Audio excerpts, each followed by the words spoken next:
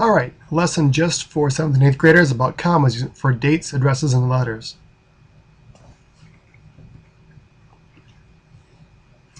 Remember that we use commas between the day of the month and the year. This is March 25th, 2010. Also remember that we use a comma after the year if the sentence keeps going. This is in a positive because the year can be removed. It's possible in some instances you don't necessarily need to have the year with the month and the day of the month.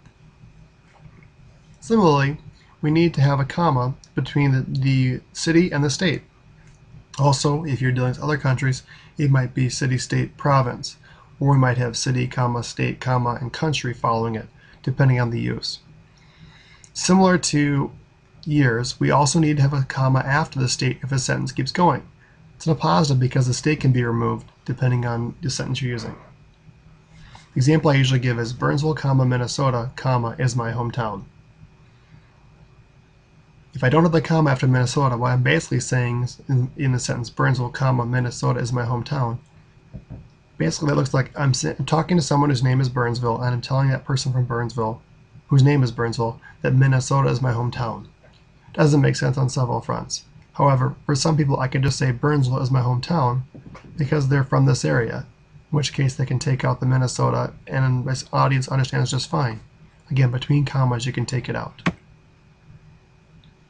Also, don't forget in letters after greetings like Dear Bob or closings like Sincerely, we use commas. Especially true in formal letters. In more formal letters, the greeting may have a colon after it.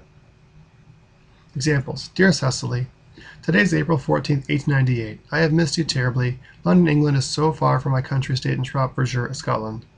With all my love, Ernest. My students reading the importance of being earnest will appreciate this a little bit more than some of you.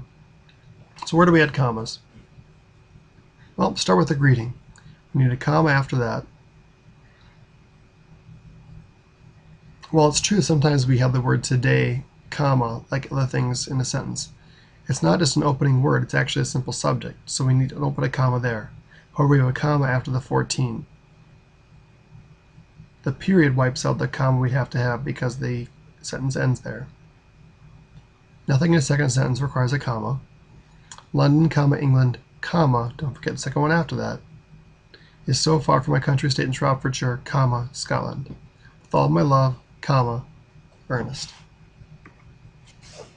Like I said, not a long lesson, but one just a good reminder, especially for the part about adding commas after years and after states. Good hunting.